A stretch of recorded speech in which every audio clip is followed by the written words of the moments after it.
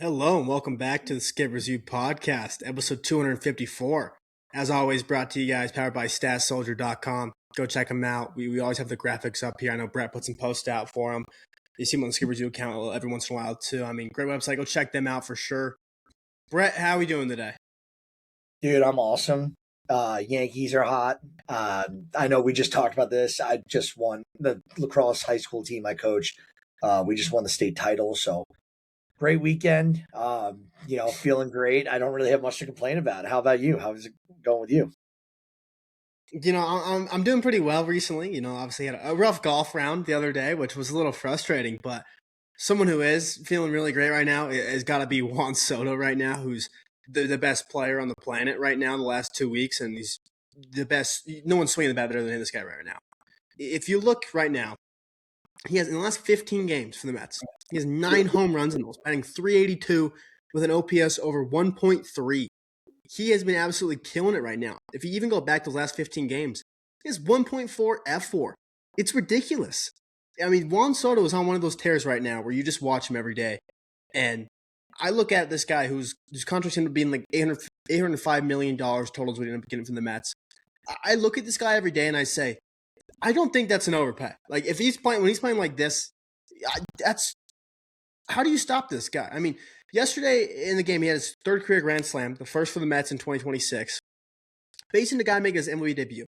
And he comes up, gets a 1-0 count, and the dude just hangs a slider middle. And granted, yes, Juan Soto's not going to miss those, but like, you just knew stepping up to the plate, and Gary Cohen, too, the Mets announcer, kind of said it too, of you got to know Juan Soto, like, he's feeling very good in this situation here. This guy's already thrown 35 pitches to Major League debut, and Juan Soto steps up and hits an absolute missile of a grand slam.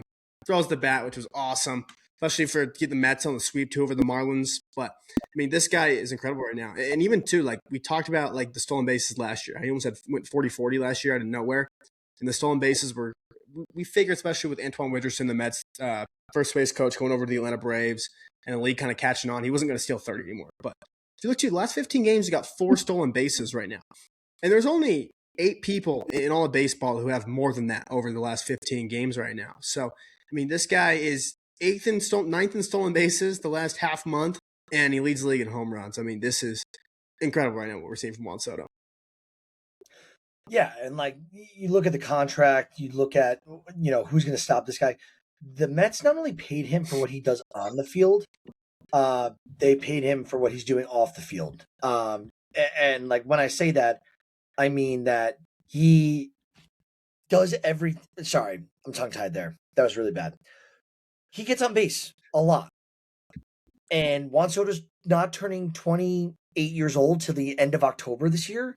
You paid for the control, is what I meant to say. You don't have to worry about this guy up and going and leaving your team for the next 15 years, essentially. And he's almost an automatic, like, get on base kind of guy, no matter what he does at the plate. Walk, hit, home run.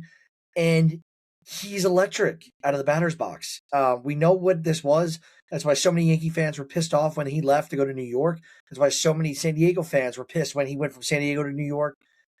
There's why so many fans from the Nationals were pissed when he went from Washington to San Diego. Because he's that good. And he's 28. He's just doing crazy things. So more to come from Juan Soto. I'm sure we'll be talking about him a bunch.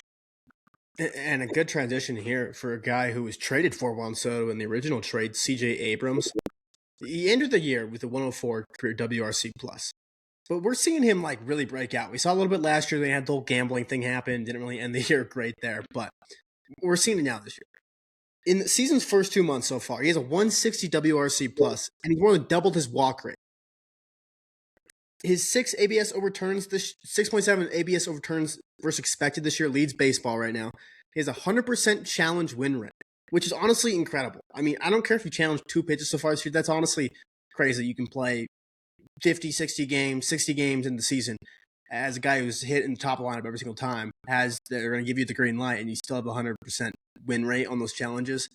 And his seventh or the most his 7 challenges that he has are the most of any hitter, still perfect in ABS reviews. I mean, this guy has been incredible so far for the Washington Nationals. Yes, I know the defense is not really there. I know he's probably a second baseman on most teams, and he probably should be a second baseman going forward. But I mean, we said it there. I'm 160 WRC plus. There's not many players that are putting that up in the league right now. And the way that I kind of think about this is, when you look at CJ Abrams right now. Right now he's an ARB 1.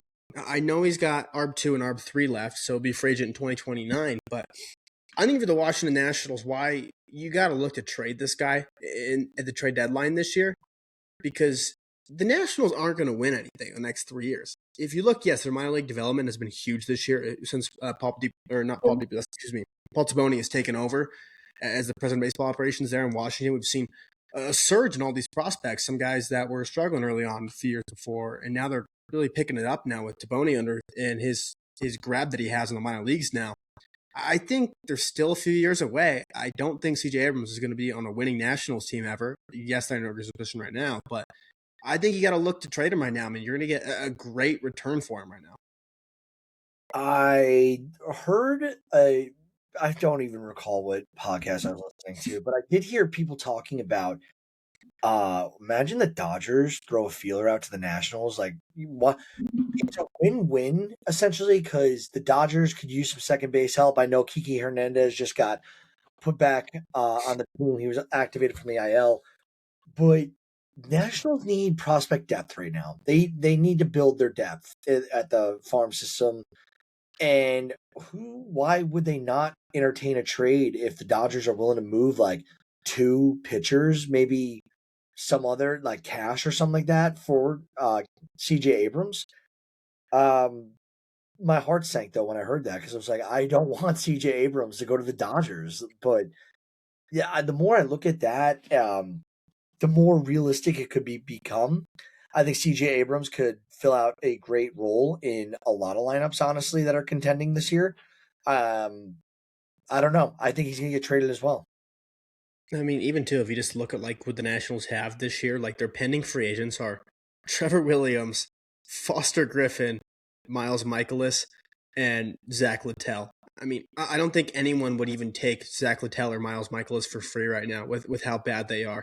I mean, like that's a guaranteed loss. I know Miles Michaelis just beat the Mets, or excuse me, Zach Littell beat the Mets like last week, 2 weeks ago. But those guys are like walking losses. I don't think anyone really wants those. Like, just look at their payroll and stuff. They can't trade anybody. There's like no one at the deadline besides probably CJ Abrams that you just look and you're saying, yeah, I want to acquire this guy for the Nationals. Like, the only one that screams to me, and I know I'm only saying this because I'm a big Max Kranick guy, is Max Kranick. But he just signed his deal. You got to wait a certain amount of time until you can get traded again. So you probably can't trade him until the deadline there. And even then, too, he's coming off an arm surgery there, too, and like be back till around July, maybe the end of next month. So probably not be trading for him. I mean, CJ Abrams is the guy to trade. Yeah, for sure. For sure. I don't expect him to stay in Washington. Let's move on. Let's talk about Paul Skenes. Lowest career ERA before turning 24 since 1913. Minimum 300 innings pitched. Dutch Leonard has a 1.99 ERA. He did it from 1913 to 1915. Then 2 people are tied. Bill Doak, a 2.09, and Babe Ruth with a 2.09. Then there's Paul Skenes with a 2.12 and Bill L. James, a 2.27.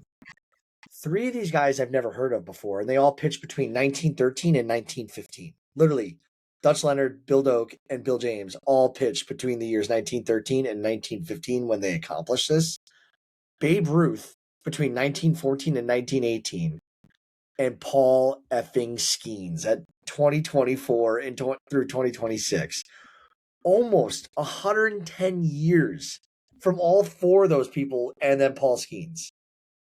That is absurd, dude.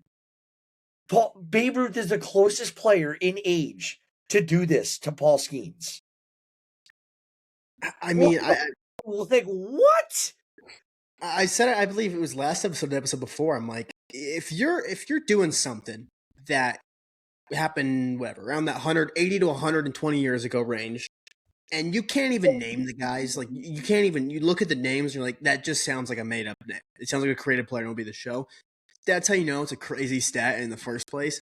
You look at Paul Skenes too, like if you even just went to like recent, like I don't have it off the top of my head here on my Fangraphs, but if you did this like actual like guys who were like weren't playing milkmen in the 1920s, and you did like actual, let's say 80s on, 70s, even want to go 50s on, honestly. Probably the only dude that'd be comparable to him is probably like Dwight Gooden. And Dwight Gooden had his 2 really dominant years at the very beginning, but like it's not like he was having that, and he was 20, I believe, when he first came up too. So I mean, Paul Skenes is probably having the best pitching start we've seen to a career since Dwight Gooden, which was 85, I believe, was his rookie year. So you got to go 30, whatever, 40 years, whatever that is, 40 years. I mean, that's incredible what we've seen from so far. Dude, I can't. And I'm gonna shout out someone that no one here knows. My 2 friends, Drew Sparks and Aurelio Tariquez. They forced me to not leave the Indianapolis Indians game in the 7th inning in the rain after Paul Skenes had pitched already. There was already a line forming, and they were like, dude, just wait on the line. We'll wait. Got his auto, and every single time I think of that core memory, that like I will never forget that, of getting his autograph. The happier I get. Every time I see him pitch, I'm like, yup. And it's not like I want to sell this card for profit. It's more of just like the story of like getting a rookie's autograph when he's still in the minor leagues, the number 1 overall pick, and now he's doing this 3 years later. It's like, it's crazy how lucky I was to be there at that moment, that time. Like, that doesn't happen to everyone, and I'm just very appreciative of that moment. So, more to come on Paul Skenes. Let's jump, Hagen, to the NL Cy Young race, because, dude, it is a gauntlet this year. It is crazy loaded. You got Christopher Sanchez, Jacob Mizorowski, Chris Sale, Shohei Ohtani, Paul Skenes, Kyle Harrison, Chase Burns, and that doesn't even include like a Mason Miller, who any other year would have a fighting chance, even as a reliever, to maybe win this, based off what he's doing. Dude, when's the last time we've seen a Cy Young race with this much depth in it this far into the season? I mean, I don't know. It's probably one of the best that I can really think of right now, too. I mean, and you look at it too, like, think of the top 2 names right now are Mizorowski and Christopher Sanchez. Like, those guys are plus 170 for Sanchez and 185 respectively for Mizorowski there. And then it drops off to plus 550 to Paul Skenes on the Cy Young race. So, like, there's kind of like 2 clear guys in the front right now, and it's Sanchez and Mizorowski. And that's for the right reason, because, like, just look at their months of May. Mizorowski in 38 and a third innings pitched had 13.3 Ks per 9 and had a .23 ERA and 2.4 WAR. It was 1 run allowed. Christopher Sanchez might have topped him and might get pitcher of the month because he went 39 innings, 2 outs more than him. Didn't allow a single run in the entire month, 2.1 more, struck out 10.3 per 9. I mean, it's incredible. Those 2 guys at the top right now. I mean, think about how good Paul Skenes. We just talked about him before, and he's been like the best pitcher in baseball, if not top 3 probably since he got called up. Top 2, honestly. And we don't really talk about him too much in the Cy Young thing right now because of how damn good Mizorowski and Sanchez are right now. I mean, I don't know how, like, even if you want to see how good they're pitching right now, like, Paul Skenes can't have any blow-ups at all. Like, I know he's had a few blips in the radar, but, like, if he has another one, he might go down to plus 1,500 or whatever's on the books. I mean, just how good these guys are pitching right now. It's crazy. And with, like, obviously the last episode we did, the title had Christopher Sanchez in it, but, like, dude, Christopher Sanchez has not given up a run since April 30th. So obviously it's been over a month. He made 1, 2, 3, 4, 5 starts in that month and has not given up a run. Like, how does anyone compare with that? And, like, he's doing things that are unprecedented right now, Christopher Sanchez. We're all obviously closely paying attention if he can get in that. I think it's for the top 3 in the scoreless streak. Catching Oral Height, what's his name? You know what I'm talking about? The number 1 leader with 59 innings pitched. What's his name? Horcheiser, I believe. Yes, Horcheiser. He went 59 innings without being touched. I think that's absurd. I don't know if Sanchez is going to get to that, but shall see him continue. He's taking the bump. What do you call it? On June 3rd, so that's in 2 days. He's playing San Diego. We'll see if he can continue this. Who knows? Fernando Tatis finally hit a home run. Maybe he's getting hot. Maybe he's going to end that streak. But, dude, if you had to take any of these pitchers, who are you picking right now? Like, we're about 60 games in. Who are you taking right now out of any of these pitchers as, like, who you think is going to get the job done? And, like, win this thing, because obviously at the end of the year, people are going to fade away or lose some steam. Batters are going to get better as the summer goes on. We all know that happens with the Heat. And what do you think? I mean, I just like the names we listed there, guys who I think are going to fade out of the race. Like, first, I would say, is Kyle Harrison and Mason Miller, just because I think Mason Miller just more the sense of there's so many damn good starting pitchers right now. Like, it's even he could be going on his own scoreless streak, whatever it is, but he's just not going to be able to get in there really. Maybe a back end, whatever it is. But Kyle Harrison, too, I just think like he doesn't put up the dominance that these guys do. And yes, he's having a great season. And this is nothing against Kyle Harrison and what he's done this year. I'm not saying he's not going to continue this. He might regress a little bit, but he's not Christopher Sanchez. He's not Paul Skenes. He's not Jacob Mizorowski. Chris Sale, though, I mean, this dude's like the last time he was off a healthy season. I mean, this dude's just also crazy. So he's also up in there. But if I'd pick like one guy I'm going to stick with right now, I know it's a little bit of chalk because he's the favorite right now, but I like Christopher Sanchez over Mizorowski. He's not the dominance. Like, if you watch a Christopher Sanchez start and you watch a Jacob Mizorowski start, it's going to be two very different viewing experiences. Like, Mizorowski is going to be like almost watching Wembanyama in the NBA, where you're going to say, like, this guy's a freak. I've never seen anybody do something like this before. You want to watch the entire thing. Sanchez is going to be just fastball slider. It's just a lefty. Like, it doesn't look special on TV, but it is special, actually, when it's actually up at the plate there. I mean, and we're seeing it right now. I mean, think about how good the hitters are now in today's game, and they've gone 42 innings without scoring a run off this guy. Yeah, I'm like I love Jacob Mizorowski, and like that's the pick I want to make right now. 108 strikeouts, 71 innings. It's a sub 8.8 WHIP. It's a sub 0.165 ERA right now. I don't know why, but Chris Sale is like sticking out to me because like we're gonna talk about the Braves in a little bit, but they're the first team to 40 wins. They're hot. He's obviously the best pitcher on that staff, and consistently in his career, how many Cy Young finishes has he had? Top 5, top 10.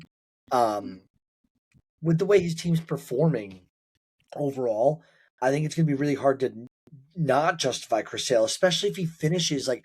I feel Chris Sale is closer to like what his career lines are right now with that 2.01 ERA and a 0.94 WHIP than the other two are. I feel like the other two are blazing hot right now with Sanchez and Mizorowski, and obviously they both have fine career numbers, Sanchez and Mizorowski, but I don't know. I just trust Chris Sale a little bit more, especially for it depends if he stays healthy, though.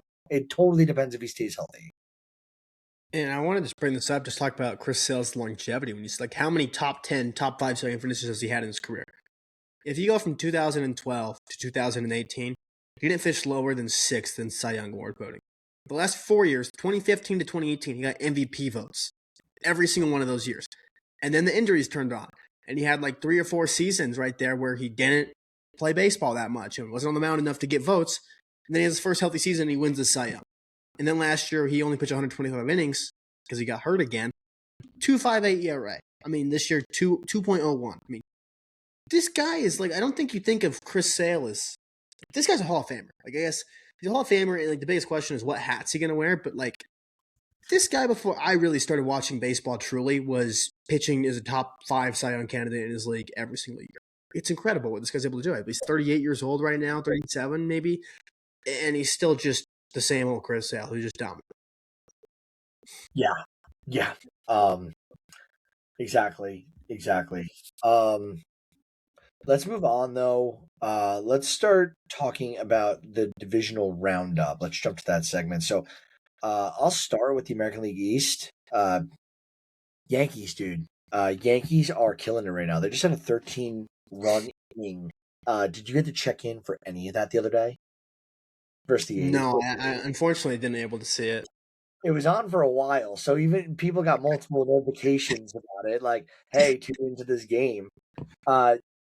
It was crazy to see. I think that is, and they don't even have Stanton right now. Like, that's the type of, like, offense that could be. And I feel like kind of Brian Cashman constructed the Yankees, like, not like best available, best, like, value contract. It's more of like, oh, when they're all hitting, we're going to put up 30 runs a game, like just kind of like that kind of mindset rather than like hey, maybe we don't go after a Jazz Chisholm and a Cody Bellinger and Stanton, and we go get like, I know Kyle Tucker, bad example, but you know what I mean? Like right now, bad example, but like go get the young outfielder who's a sustainable player. Like Cody Bellinger actually fits that profile. But and Cody Bellinger's been hot as anything, so I shouldn't be talking smack about him. But it I'm you know what I mean though? Like when they went Stanton, I felt like that was like a forced ad. They could have spent the money differently. Even with Rodon, I feel like that was like, oh, if we don't do something, the fans are going to revolt. Like, I would rather than be patient sometimes and not like use that money and like wait for like a bigger free agent who like is more reliable. But that's just me. Yankees though, 36-23, 1.5 games back now on Tampa Bay, who's won 6 straight series. Tampa Bay continues to roll, but I will say the last time a team has scored 13 runs in an inning was 2003 by the Phillies. The only other time it's happened in history was with the 1972 Braves. So Yankees doing cool things. Still not in first place. That's pretty much it because Boston is 12 games back. Baltimore's 10. Toronto's 9. We'll see what happens, but I just feel like 9, 10, and 12 games. The longer this lasts, the less likely it is to be that Baltimore, Boston, or Toronto will be able to get involved with the Yankees and Rays right now. Yeah, I mean, it's probably just going to be that two-horse race there, too, especially the American League East. I just don't think you can jump that much.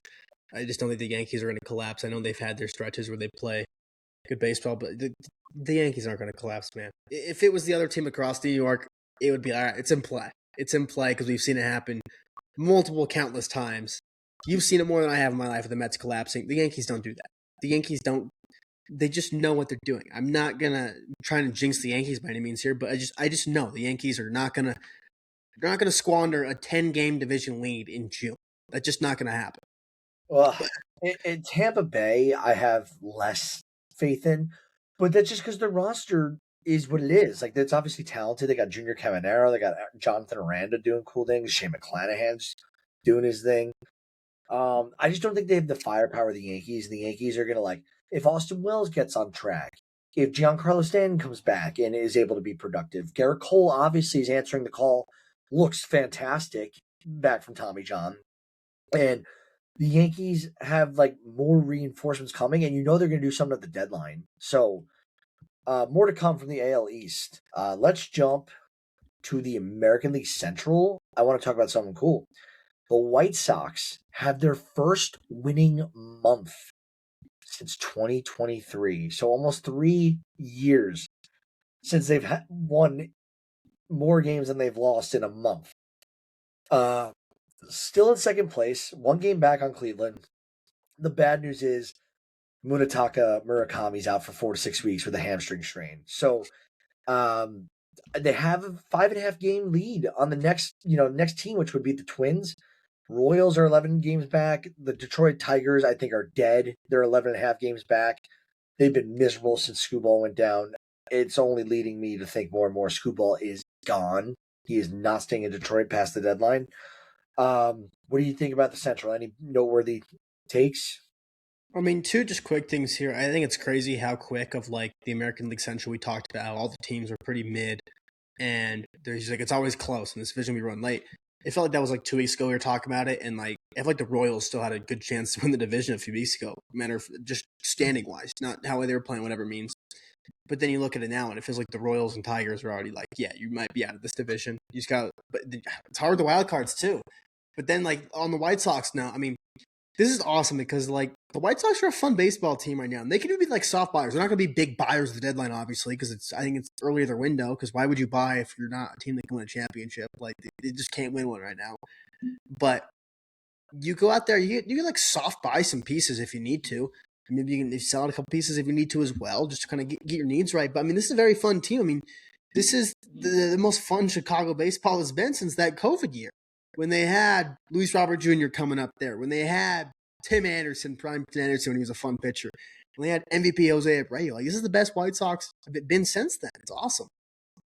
Yeah. I remember. I was living in Chicago during the COVID times, and I've mentioned on this podcast 100 times. I am definitely pro White Sox over Cubs. Like the Cubs are no fun to root for. The Cubs are like the Cubs are honestly. I always say like Chicago is like the shitty version of New York. I think the Cubs are the shitty version of the Yankees. Like they're the team that everyone wants to root for, and like their ballpark's kind of museum-ish, and like they have cool history and blah blah blah, and everyone likes them. But it's like, no, I like the gritty team in this city, and that is the White Sox. The Southsiders are definitely the team that I support in Chicago, and I don't know. I felt really bad for them when a bunch of their prospects didn't work out. Coming out of that, like you just mentioned, Luis Robert Jr. being one of them. I have one of his first Bowmans in my box. I thought it was going to be worth some. But we'll move on off the White Sox, off the Central, because the Central, honestly, is just, besides for Cleveland, who is doing solid as always, it's just depressing. Detroit, Kansas City, they're major letdowns, and it leaves the Twins, who are doing exactly what we thought the Twins would do. Have a few injuries, be in third place, be single-digit games back, but be games back. Like no one picked them to win the division. Yeah. Anything else on the Central before we jump to the West? No, I mean, just jumping to the West here. I mean, like Jordan Alvarez, he's been on fire this year. I mean, he has an American League leading 20 home runs already. That's a 56 homer pace so far this year. The Astros single season record is 47, set by Jeff Bagwell in 2000. If this guy's on the field, he's going to break. It's just a matter of if he's on the field. We saw it last year. The last few years, honestly, like Jordan Alvarez. He's still, I think a lot of people at the beginning of the year, like he was healthy, no one really talked about him. People forget, like, this is probably like a top, like, think about this, like in the playoffs, who do you not want to face? You're watching your favorite team play baseball. Who do you not want to face? I would rather face Aaron Judge than Jordan Alvarez in the playoffs. And I'm a Judge defender in the playoffs, but like Jordan Alvarez might be like him and Juan Soto, I think, are the most like feared hitters. They're scary, dude. Like Jordan Alvarez, I'm sorry, Jordan Alvarez fears nothing in the batter's box. I don't think he's ever afraid to go to the batter's box. Judge, like, I don't think he's afraid. And like, I read a stat on him even cooler today, which makes sense. He's one of the best ABS guys out there when it comes to challenge. He knows the strike zone very well. Jordan Alvarez, his presence is just like, yeah, you mess up, I am putting this ball as a piss missile into the play. Like, and Judgy, like, obviously he's had his ups and downs in the playoffs, but Jordan Alvarez, yeah, he strikes the fear of God in pitchers, like, from what I could see. I mean, it's like if you took Aaron Judge's power, but said you're not really going to whiff a lot. Like, Aaron Judge has a lot of swing and miss in this game. And that's not a bad thing. The dude's been the best hitter since Barry Bonds. We just won MVPs, whatever it is. Jordan Alvarez is basically that if he could just make more contact. Like, Jordan Alvarez is in the upper half of the league in contact and all this. It's incredible. Like, the blend, I know a lot of people talk about, like, no one really has the blend of power and hit tool like Jordan Alvarez has. And it's incredible. No. And then you got Shohei, who's one of the most obviously feared hitters, but still, Jordan Alvarez, Juan Soto, both those guys are, they get on base a lot for a reason. Like, but I want to talk about my boy in the AL West, Julio Rodriguez, dude. 10 home runs in the month of May. It's the first time in this dude's career reaching double-digit homers in one calendar month. So, that being said, I think it's a auto lock bet, and I don't know why we don't do this on this show, but Hagen, we need to just take a Julio Rodriguez 2020 bet to begin every season that he's going to go 2020. Because right now, he's got 12 home runs, 5 stolen bases. Obviously, the stolen bases is falling off a little bit on off pace of like what we expect from Julio. But do you have any doubt in your mind that he's not going to finish with north of 20 stolen bases, like 15 more stolen bases in the rest of the year? Like, in my mind, it's just like a given. Like, I think it's like the 2020 is a given in my mind. It's more just, will he get enough to go 30-30? It's just kind of more just like, in the second half. I mean, there's always like, I feel like it was last year, I think it was June, I believe, is when he turned it around. And it was just, he had that month where he literally, I don't think he went like 15 plate appearances without even getting out. It was crazy. But he went on that crazy stretch there. It's more just like, can he just at least do something in the beginning in the first month and a half of the season? Because normally he's not good at all. And then he turns it on and you look, June onwards, the end of the year, he's going to be a top 5 player for the rest of baseball. It's kind of the story of Julio Rodriguez. And I think he's still 30 might be much now, but 2020, I think he's still going to get that for sure, I would say. I mean, and it's great too, because like I even had him, like I said it before, like I'm in a dynasty league, a 30-man dynasty league, and my star players are Julio Rodriguez, who was stinking it up to start the year, Fernando Tatis, stinking it up to start the year, Cal Raleigh, stinking it up to start the year. So my team that was very good going into the year has been under 500, but Julio Rodriguez has really saved me recently, and he's been big for the Mariners too. Have won 6 straight games now and opened the series against the Mets here at home. Yeah, the Mariners are finally they're back in first place. They're 2.5 games up now on the Athletics. But like I was just thinking about the stolen bases thing. I was like, you know what? Julio Rodriguez has no Cal Raleigh right now. He has no Brendan Donovan. Like the legitimate bats that pitchers have to be weary of, and like having those extra talented bats for guys who are going to get on base. You're worried less about people stealing bases when you got Cal Raleigh in the batter's box. Same thing with Brendan Donovan. They're both very good hitters. I think when Seattle gets back and clicking fully, I think that Julio Rodriguez will be stealing more bases. I think that as the summer heats up, he's batting 263 now on the year, almost back to his career average of 273.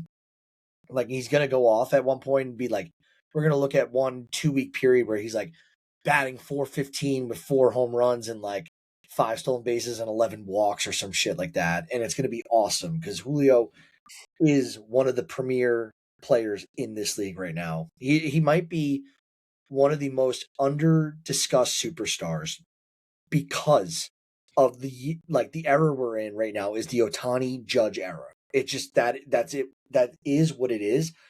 But Julio Rodriguez, I was just double checking him. 4 straight years to start his career. He's in his 5th season of going 2020 or better. 2 of those 4, he's gone 30-30. Like, and his number 1 at batting average year was his rookie year where he batted like 285 or something like that. But I think the power is going to come. I think he's going to hit north of 25 this year, and I think he's going to steal north of 20. So he is, dude, I think he's one of the most consistent players in baseball. And a team that's been pretty consistent so far this year is the Atlanta Braves, who are the first team to reach 40 wins in Major League Baseball this season. I mean, this team just been a juggernaut this year. I mean, you have to really consider them as dethroning the Dodgers as the best team in the National League. I mean, it's not even just, hey, they're playing better. The Dodgers are going to be healthy in October, and they're going to beat them. No, like, the Braves has a real chance to beat them. But what I will say in this division is don't sleep on the Phillies still creeping up there. I know they're 9.5 games back, but you play a series and you sweep them. It goes to 6.5 real damn quick. And the 6.5 lead in June, middle of June, isn't huge. I mean, it's big, but Braves going a little scared. The Phillies been playing really good baseball last month or so. So don't sleep on them there. The Nationals, don't even think about the Nationals. They're not going to win the damn division. Yeah, the Braves are they're in second place. The only team in front of them for run differential is the Los Angeles Dodgers. Braves, though, have a plus 109 run differential. And what I would argue is a tougher division.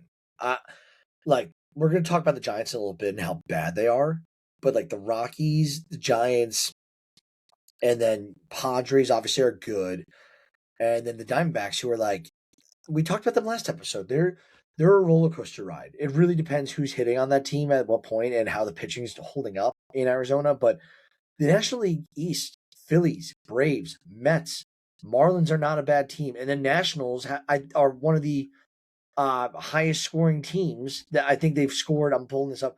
Yeah, they're number 1 in runs scored, but they're number 1 in runs allowed, number 2 in runs allowed, only in front of the Rockies. So like the NL East is much better than the NL West. Like take out the Dodgers, how good's the NL West? If you added any random NL team, you could add like anyone. Like you could add the Brewers, and I don't like that division. You know what I mean? Like it's just because it's the Dodgers why they get so much hype. I mean, like the Diamondbacks have been playing pretty good baseball. Like the Padres have too, but also like the Padres offense has not been the Padres offense that you expected. Like it's really surprising when you look at the numbers and you just say like, you think of the Padres right now, they're 5.5 games back, but 32-26 at this point's pretty damn good. And you just thought if you would look at that, the Padres offense would be like top 5, top 10 in baseball. They're 27th in baseball in WRC plus. Like, think of how bad the Mets offense has been this year. And we talk about this all the time. They have the same WRC plus the team as the Mets. That's incredible. Like, the Padres offense, I feel like it doesn't get highlighted too much either about how bad their offense has been this year. I mean, Gavin Sheets probably been the best hitter on the team so far. And yes, you have guys like Jackson Riley stepping up Tatis. So you trust those guys. Like, I trust the Tatis. And the home run thing was really long. They didn't hit a home run for, but like, I trust Fernando Tatis to figure it out. He's too good of a player. He's not going to be shit for a year. Yeah, I agree. And mentioned it on this before. Like, I think that the PED haters out there, not that we're not for PEDs. I'm just saying, like, the people who really go after for someone, I think they're having their laughs right now. I think Fernando Tatis is too talented, too good not to put it all together by the end of the year. But we'll keep moving. National League Central, dude, every team that is Central is still better than 500. That's kind of crazy. Every team has a winning record in the National League Central right now. And like I said, we're about 60 games in. So we are 60 games in. I mean, yeah, that is pretty crazy actually when you think about it that way. But I mean, if we want to go over to the West even too, after taking another loss in Colorado, the Giants scored 3 or fewer runs for the 34th time in 58 games this season. Those games, the record they have is 5-29. I mean, you can't even the pitching hasn't been great this year. They're 20th in ERA.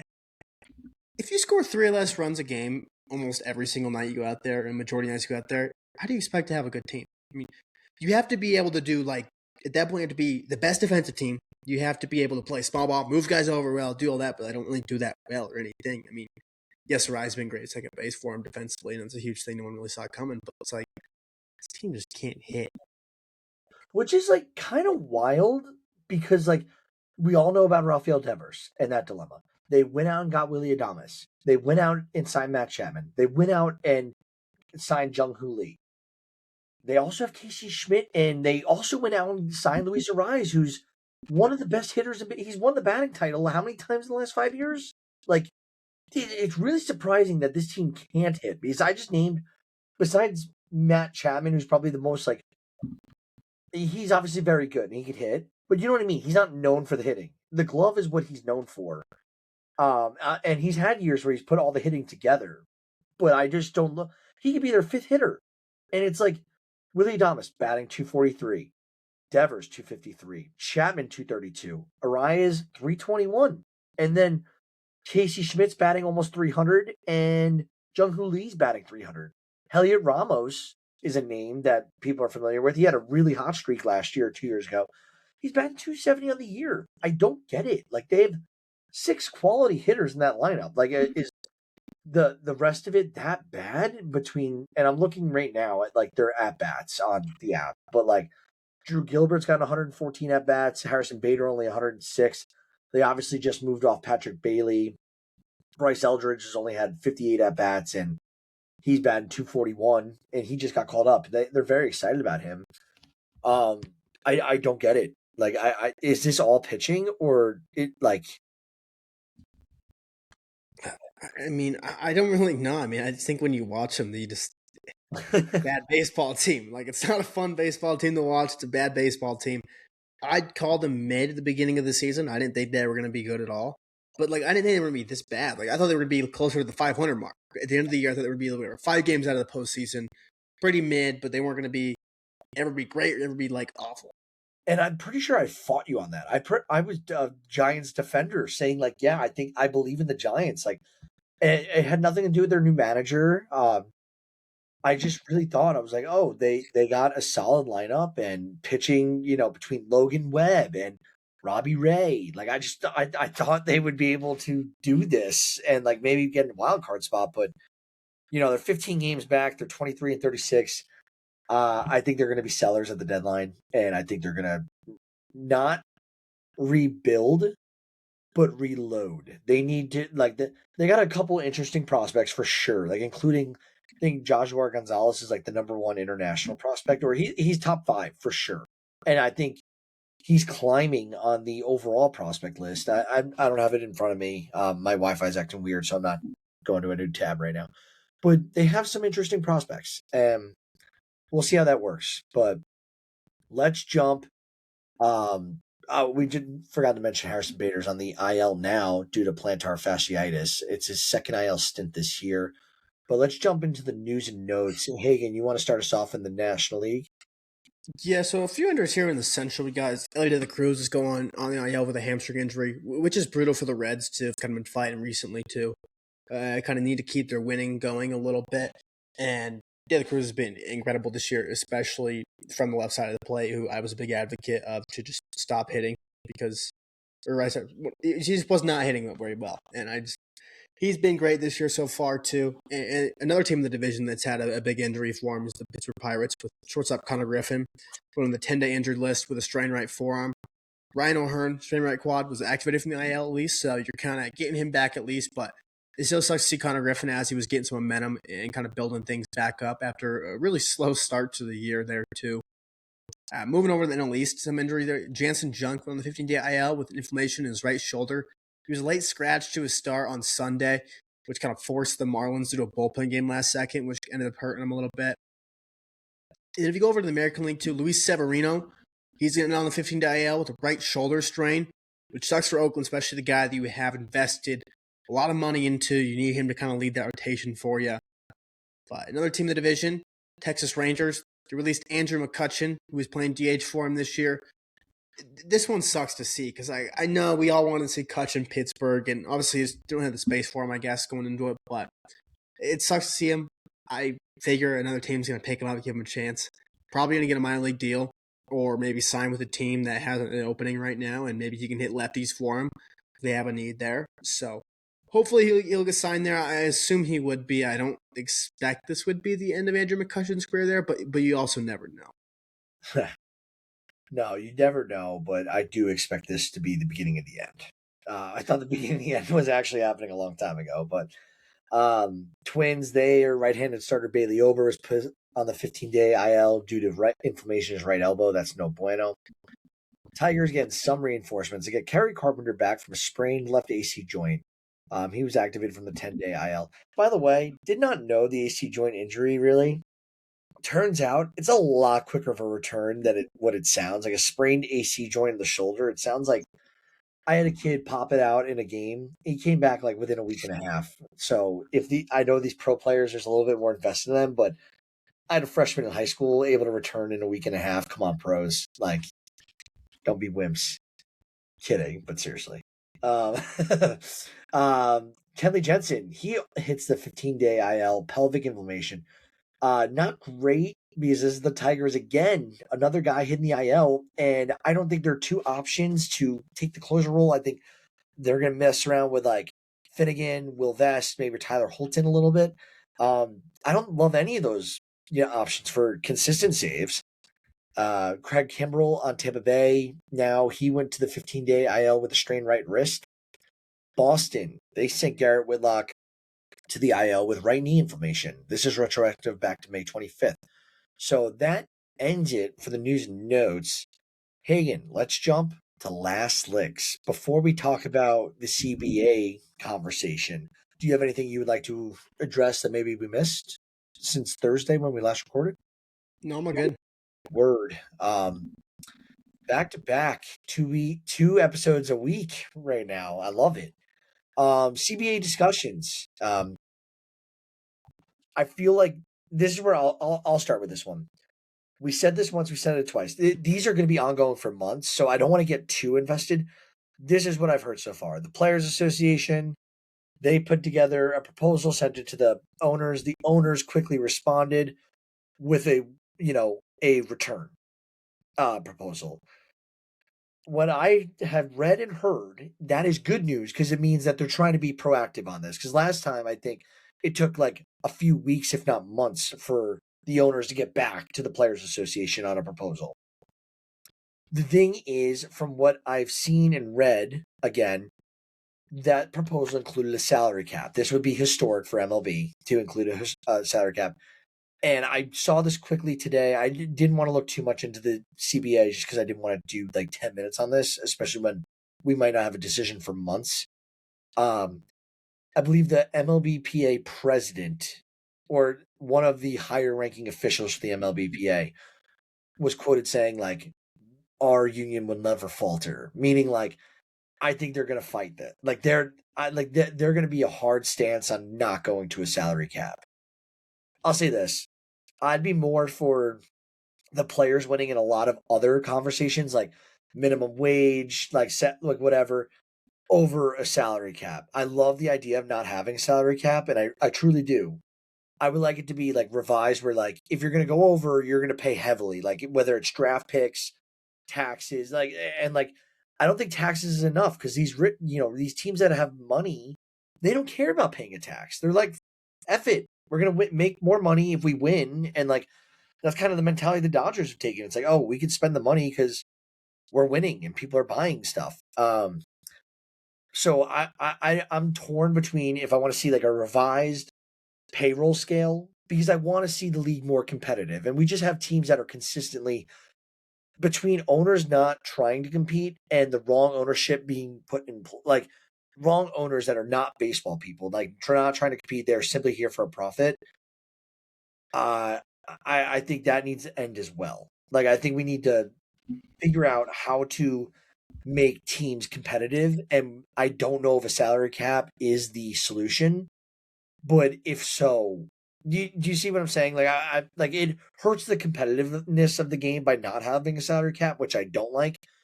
But at the same time, I'm not rooting for the owners here to get a salary cap for their business saving face here. And like obviously some owners are against it because they don't want to spend the salary cap minimums of what would be entailed. Like you got to spend, I think I saw a figure of $175 million a year on a salary, on a minimum on a roster, and the max was like 200 million. It was 45, I believe. 245. Yeah. So like it would be a range of $65 million between the minimum and the top. Who knows? Who's to say what's going to come? Do you have any major takebacks on the CBA right now? Yeah, the owner's awful. The offer that MLB had in the original, like, with the salary cap, was just awful in the first place.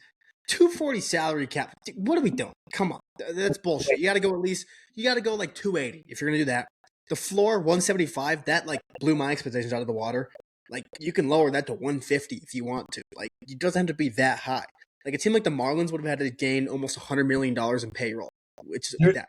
Which would be crazy because like think about how good the Marlins young team is. They had $100 million payroll in a year. It'd be kind of cool. But I think like the big thing is like salary cap's not an issue. Like I know like the owners use this. They try to get their propaganda out there a lot. Oh, we need a salary cap for this. We need a salary cap for this. But it's like you realize the main reason people talk about the salary cap, especially recently, is the Dodgers going back to back and maybe three-peating this year. Do you really think that if they make a salary cap and the Dodgers drop in payroll, that they're not going to be the best team in baseball still? They're still going to be the best team in baseball. It's like, I just don't understand that part of it. Like, because first off, you're going to have to grandfather stuff in. You can't just say, like, the deferrals they already have, you're going to have to somehow grandfather that into there. The payroll, you already say, like, hey, we have Shohei Ohtani on this contract. If you make it, whatever, your AAV on the contract signed goes now, but it's like, well, that's like, you have to grandfather it in somehow. So it's going to take 5 to 10 years probably to get the salary cap in place. At that point, the Dodgers have already done and dominated. Like, I just don't get the salary cap. I'm never going to get it. It's owners wanting to make more money because think about it. They're capping the players' wages and their franchise valuations go up. You can look in the NFL and the NBA. When you make a salary cap, the franchise valuations go up because it's less costs you have to make per year. I mean, look at it too. If you want to look at how much, look into the numbers, people, look into the revenue of what MLB teams bring in each year and how much it's increased from 2000, let's say. I believe it's increased around 300% revenue increase since 2000. Payrolls have only increased about like 170%. Whereas the owners are pocketing the money here. I mean, if I was a billionaire too, I'd want a salary cap. I don't have to spend all this money on these guys. I don't have to get in a bidding war and spend $700 million on a baseball player. But you get this salary cap in there. You limit what players can earn. I mean, the Bruce Meyer, the Players Association director right now, the interim there, he said today he was pretty pissed off at the refusal they had there, proposal, that they had on him, and he said that they estimate that loses players $500 million a year just in the salary cap. I mean, it's never going to be accepted. Like if the owners are going to push like this on the salary cap, I don't want to watch. Like if the owners are going to do this, I would rather not watch baseball for 2 years and not have a salary cap than just get a salary cap and watch baseball. I don't give a shit about missed baseball. I do not want a salary cap, and I don't think the players do either. I don't think they care either. If we had to miss a whole year of baseball, I don't think they care. Wow. All right. So like, do I like? I'm trying to think of my question here. You obviously feel very strongly about this. So you don't care if we miss baseball to not get a salary cap. And obviously there's good rationale behind it because it's like you are kind of gypping the players who are the product. Are you at all concerned though about the competitiveness in some of these ball clubs? Because right now I just looked at Spot Track for the payrolls for this year. The minimum of this new proposal would be $175 million. And I don't know how that would work out. Like if you don't hit the minimum, you owe a tax as well. I'm guessing like That's something. what they proposed, yeah. It was almost like a luxury tax, but if you're not there, you would pay whatever, like how the Mets and Dodgers are paying taxes right now. It would be that on the bottom if you don't spend the money. Like the difference or something like that. But yeah, like right now in MLB, there are 30 teams in Major League Baseball. There's expansion talks happening, and I heard an owner today, it was undisclosed who it was, but said it would be stupid to add Nashville right now. And I think I forgot what the other city that they're considering. Salt Lake City. Salt Lake City. But like the owners are even against that. There's 30 teams in MLB. 6 of those teams have under $100 million payroll, meaning 6 teams would need to increase their payroll by $75 million or more, depending what they're currently spending. Then you have another 10 teams that are under 175 million to add with them. Like they're above 100 but below 175. So that by definition, with 16 of the 30 teams are under this minimum right now. A majority of the league is under the minimum proposed salary. Like it was just stupid. Like the owners proposed this, and it's like more than half of you aren't even spending the minimum. Like it's crazy. That's like the one thing I took. I was like, that's kind of BS. Like the owners are just like throwing to get like that was a bush league offer back to the players. I mean, because they know that's not going to get accepted, and they're doing all this. I mean, it's just. I do feel very strong on this. As you can tell, obviously being a Mets fan, like it screws my team a ton if a salary cap comes in because you got to drop however many million, $140 million, and you're paying a guy in Juan Soto $50 million a year. You're going to spend a fifth of your 26-man roster on one guy. Like that kind of screws you pretty hard there. But it's also too, like, I look at it like, I just think it would still be the same. Like, it's just going to come down to like, who's the better organizations, and look at the Brewers, look at the Rays. They're not spending much money. Yes, if they spent more money, like that would be awesome. Imagine if they signed a $30 million free agent and like what that would do to their team they have right now. But like, if there was a salary cap, I just don't think it would fix the gap that much. I really don't. I mean, it's just going to come down to like development. Like a lot of these teams that like don't spend money, they don't develop very well either. Like it's just, I don't know. I'm just really against the salary cap. I just like the Dodgers. Like I said before, the big reason everyone says, "Oh, well, look at the Dodgers doing." Well, look at the Mets. They're spending the same amount of money, and the Mets can't figure it out either. That just shows you that like baseball isn't just about money. How many times have we seen teams spend a lot of money, sign free agents? It doesn't work. You got to be able to develop prospects. All this, like, look at the Dodgers right now. They have their outfield. They can ship Mookie Betts back out there if you want to. Paez, who was one of the best players in baseball in the first couple months to start the year. Kyle Tucker making $60 million a year. I know he hasn't been great, but Kyle Tucker is one of the highest paid players in Major League Baseball. You got incredible outfield already. Go look at their outfield prospects.